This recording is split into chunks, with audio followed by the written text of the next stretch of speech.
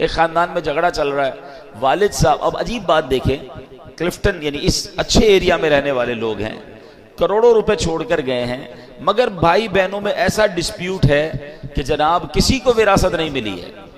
अच्छा, विरासत नहीं मिल रही, प्रॉपर्टी बिक नहीं रही, उन्हीं के बच्चों को मैंने देखा कि बेचारे वो रक्षा चला रहे हैं, और जनाब वो करोड़पति माँ बाप के बेटे हैं और खाने पीने के लिए कुछ नहीं, इलाज के पैसे नहीं है।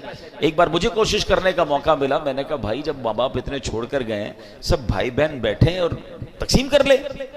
तो पता है बहनों की तरफ से क्या पैगाम आया कि हम जनाब पूरा हिस्सा लेंगे और भाई को भी पूरा हिस्सा मिलना चाहिए। अब ये हाल हो गया है, कहीं औरत ज्यादती कर रही है, कहीं मर्द ज्यादती कर रहे हैं, ज्यादातर मर्दों की तरफ से ज्यादती सामने आती है।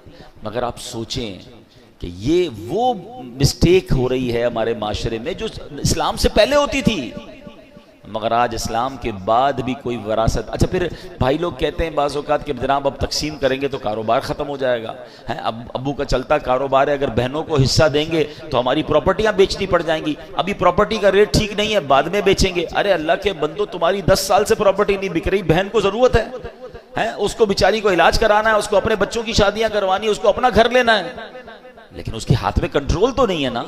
मगर अल्लाह देख रहा है, जिसका जो हक है वो वक्त पर दीजिए। और ये वालिदैन का भी हमें थोड़ा सा इसमें एक किरदार अदा कीजिए। जो वालिदैन हयात हैं, देखिए ये माँ बाप की जिम्मेदारी है ना कि बच्चों को एजुकेट करें। हमारे यहाँ असल में बात नहीं करता कोई कि यार अभी से अपने मरने की बात क्यों करें, भाई अभी कर लेना, बाद में यही बच्चे आपके लड़ेंगे।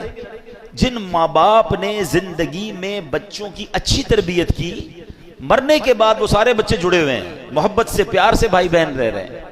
और जहां बताया ही कुछ नहीं, समझाया ही कुछ नहीं, वहां हमने घरों में लड़ाइयां देखी हैं।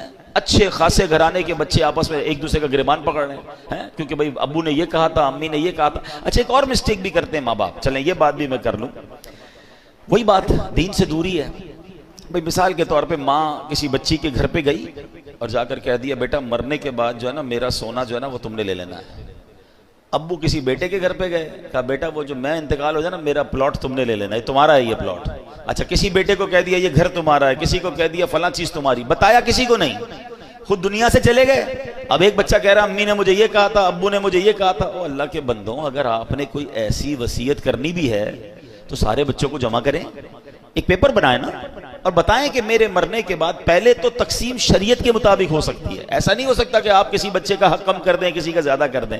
जो शरीयत ने कहा है उसके मुताबिक आप सबको बिठा के समझा दें और सब बता दें। बल्कि यहां तो मैं एक और मशवरा दूंगा कि शरीयत ने हमें यह भी इजाजत दी है कि हम अपने मरने के बाद हमारे माल का